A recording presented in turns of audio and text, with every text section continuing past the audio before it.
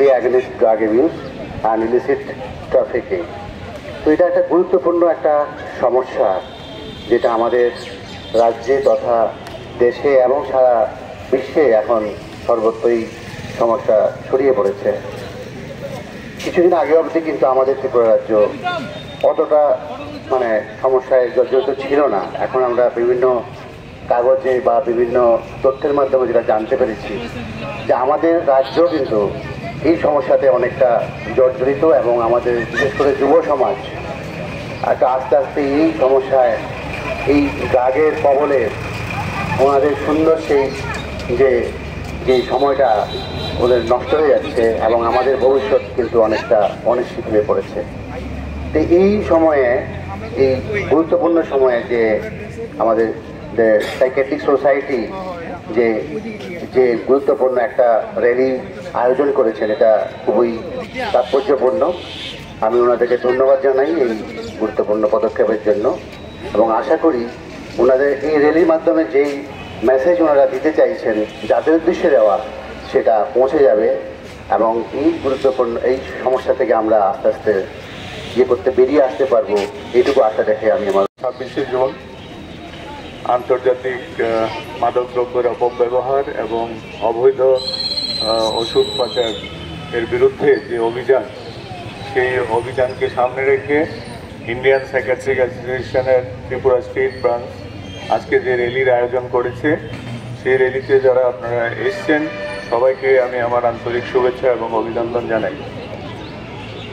আজকে যে সচেতনতা র্যালি, এর মেইন উদ্দেশ্য হচ্ছে যে সমাজকে একটা মেসেজ দেওয়া যে আজকে আমরা কিন্তু একটা গ্রেটেস্ট চ্যালেঞ্জের সামনে আছি। আমাদের সমাজ আজকে একটা গ্রেটেস্ট চ্যালেঞ্জের সম্মুখীন হয়েছে, স্পেশালি ত্রিপুরা সিচুয়েশান যদি আমরা চিন্তা করি, এবং এটা শুধু ত্রিপুরায় সীমাবদ্ধ না, সারা বিশ্বে এটা সীমাবদ্ধ।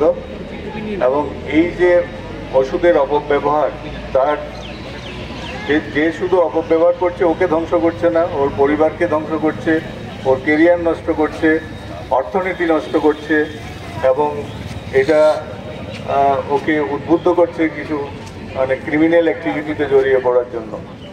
কাজেই এর থেকে যদি আমাদের বেরিয়ে আসতে হয়, সচেতনতাই একমাত্র আমাদের হাতিয়ার, এবং এর প্রতিকার যদি আমরা না করি, আমাদের বেস্ট ইনভেস্টমেন্ট এখন বলা হচ্ছে যে টু প্রিভেন্ট এই ধরনের ওষুধের অপব্যবহার।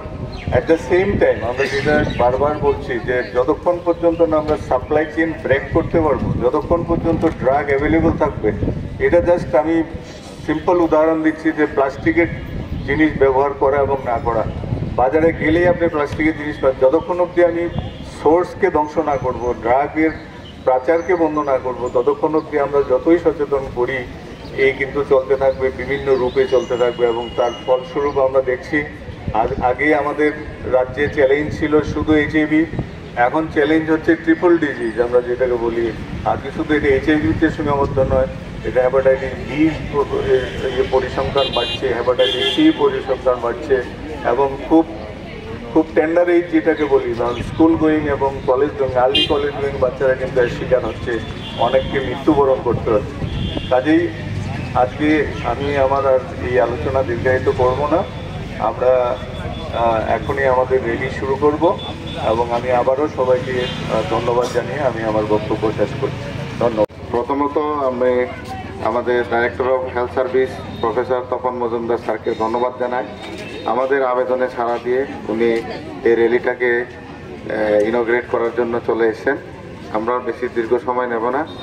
আমাদের প্রায় 26শে জুন সারা বিশ্বব্যাপী যে বিশ্ব আন্তর্জাতিক যে মাদকদ্রব্য বিরোধী এবং তার যে অপব্যবহার এবং তার যে ইলিসিট ট্রাফিকিং, সেই বিরুদ্ধে বিভিন্ন ধরনের প্রোগ্রাম আয়োজন করে থাকে, এবং তারই উদ্দেশ্যে আমাদের যে সাইকিয়াট্রিক সোসাইটি ত্রিপুরা শাখা আজকে একটি র্যালির আয়োজন করার উদ্দেশ্য নিয়েছে।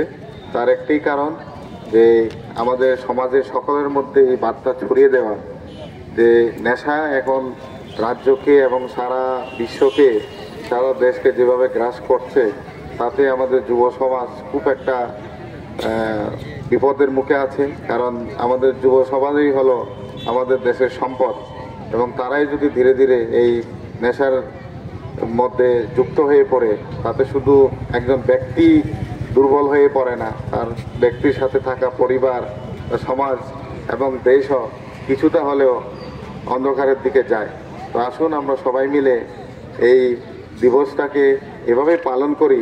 সেটা শুধু আজকের দিন বলে চলবে না, এটা আমাদের প্রত্যেকটি দিন, প্রত্যেকটা মুহূর্ত আমাদেরকে মনে রাখতে হবে যে আমাদের রাজ্যকে এগিয়ে নিয়ে যেতে হবে, আমাদের দেশকে এগিয়ে নিয়ে যেতে হবে। সেজন্য আমাদের দরকার একটু সচেতনতা। আমরা আশপাশে যদি দেখতে পাই যে এই ধরনের কিছু নেশাগ্রস্ত লোকেরা রয়েছেন, তাদেরকে সঠিক চিকিৎসার বন্দোবস্তের ব্যবস্থা আমাদের রাজ্যে রয়েছে, এবং বিভিন্ন যে ডিস্ট্রিক্ট হসপিটালগুলিতেও অ্যাডিকশন ট্রিটমেন্ট ফ্যাসিলিটি রয়েছে। কারণ আগে একটা ধারণা ছিল যে এই ধরনের রোগের চিকিৎসা হয় না, এবং তারা খুব ফ্র্যাঙ্কলিভাবে সমাজের মধ্যে চলে আসে না, সবসময় নীরবেই থাকে, এবং নীরবেই অকালে অনেক প্রাণ ঝরে যাচ্ছে।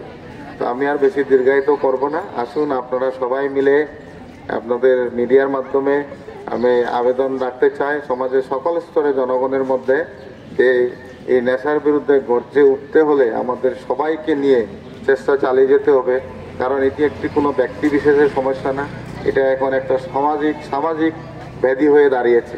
তো আমরা সবাই মিলে যদি চেষ্টা করি তাহলে নিশ্চয়ই আমরা এই জায়গা থেকে বের হয়ে আসতে পারবো, এবং আমাদের যুব সমাজকে একটা সুন্দর, সুস্থ, স্বাভাবিক জীবনে ফিরে নিয়ে আসতে পারবো। তো এই বলে আমি আমার বক্তব্য শেষ করলাম। কারণ এখন আমি অনুরোধ করবো